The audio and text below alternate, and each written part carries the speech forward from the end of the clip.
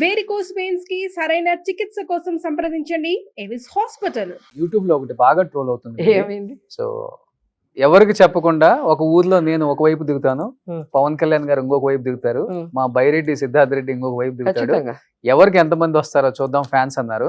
ఈ రోజుకి నేను ఇప్పుడు అదే ఫ్యాన్స్ చూసుకుంటే మొత్తం అతిపెద్ద లార్జెస్ట్ ప్రాంతీయ పార్టీ అని చెప్పుకునే వైసీపీకి 11 సీట్లు ఇచ్చారు.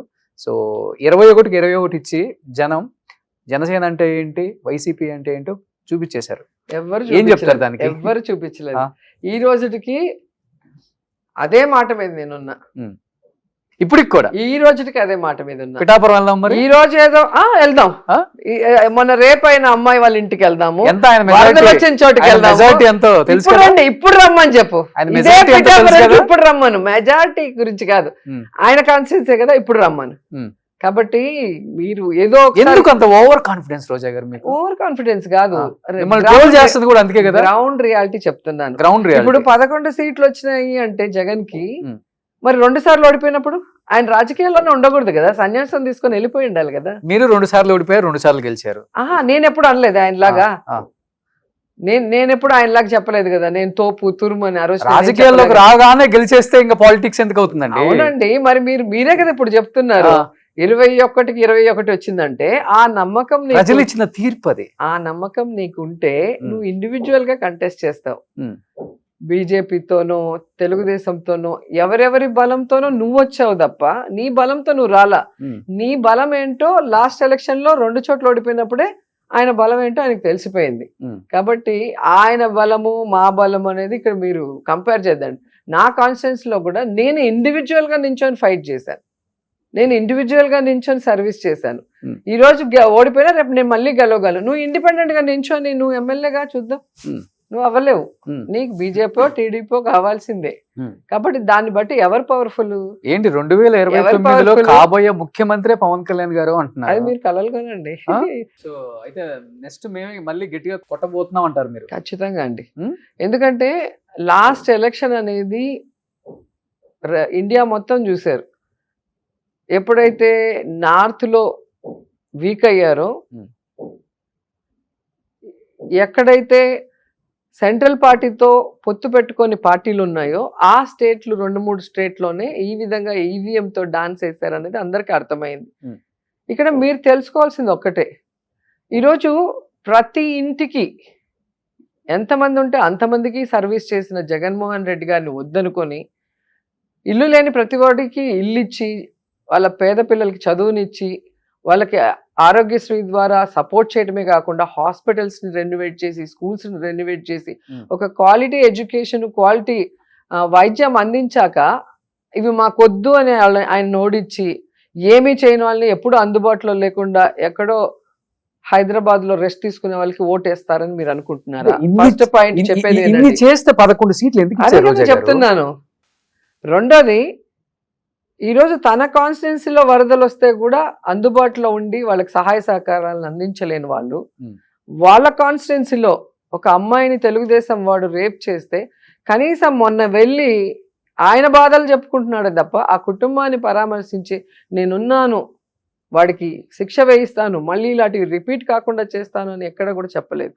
మీరు తెలుసుకోవాల్సింది అంటే, విమెన్కి ఏదైనా జరిగితే నేను ఉంటాను, నన్ను నమ్మండి అని పబ్లిక్ లో గొంతు చించుకొని అరిశారు. ఈరోజు అదే ఈ రాష్ట్రంలో నిన్న అసెంబ్లీలో క్లియర్ గా చెప్పింది హోంమంత్రి, 7,200 మంది మిస్ అయ్యారు 5 నెలల్లో. మరి ఏం మాట్లాడట్లేదే? ఆ రోజు వైఎస్ఆర్సీపీ అధికారంలో ఉన్నప్పుడు 34,000 మంది మహిళలు విమెన్ ట్రాఫికింగ్ అయిపోయారు, ఈ వాలంటీర్స్ అమ్మేశారు అని చెప్పారే. అదే అసెంబ్లీలో మీరు అధికారంలో ఉన్నప్పుడు ఈ అసెంబ్లీ సెక్షన్లో కేవలం 34 మందే మిస్ అయ్యారు అని చెప్పి మీ హోంమంత్రి ఇచ్చింది మా గవర్నమెంట్లో.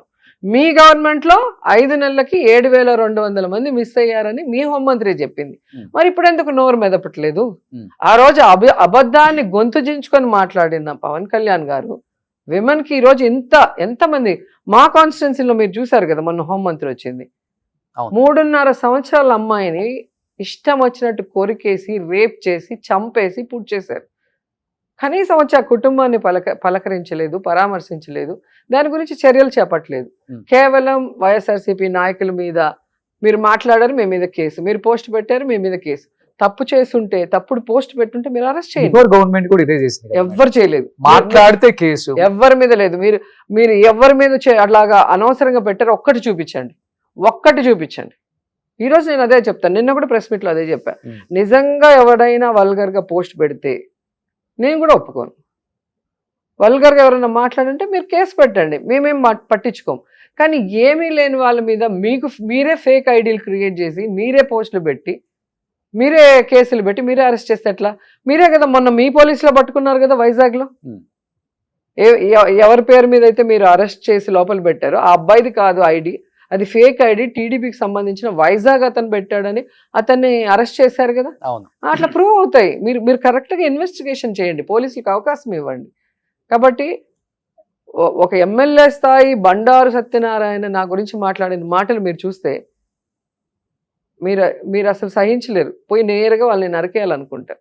అంటే దగ్గరుండి అలా వాళ్ళ ఎమ్మెల్యే, ఎక్స్-ఎమ్మెల్యేలతో, ఎక్స్-మినిస్టర్లతో వల్గర్గా మాట్లాడించేది. అసలు జన సైకోల్లాగా వాళ్ళ పేజీల్లో లేడీస్ కూడా ఎంత వల్గర్గా మాట్లాడతారు, మార్ఫింగ్లు చేయటం. కానీ అదే వాళ్ళ ఇంట్లో ఆడవాళ్ళకి చేస్తే, వాళ్ళ అమ్మకో వాళ్ళ చెల్లికో అదే ప్లేస్లో వాళ్ళ వైఫ్ ఫేస్ కట్టు పెడితే ఎట్లుంటుంది? అది మంచి కట్టుబాటు కాదు కాదు కదా. గవర్నమెంట్ కి అయినా కానీ ఎవరికి చూస్తున్నాం కాదు. కదా, ఆడవాళ్ళని లాగకూడదు, ఇట్లా అనవసరమైన వాటిలో లాగకూడదు. పొలిటికల్ గానా నువ్వు ఏమైనా మాట్లాడు. రోజా గారు సరిగ్గా ఎమ్మెల్యేగా పనిచేయలేదో, సరిగ్గా మంత్రిగా పనిచేయలేదో, లేదా అవినీతి చేసిందో, తినిందో నువ్వు మాట్లాడు, నేను ప్రూవ్ చేస్తాను నేను తప్పు చేయలేదని చెప్పి. అంతేగాని వల్గర్గా మాట్లాడటం, వల్గర్ పోస్టింగ్లు పెట్టడం.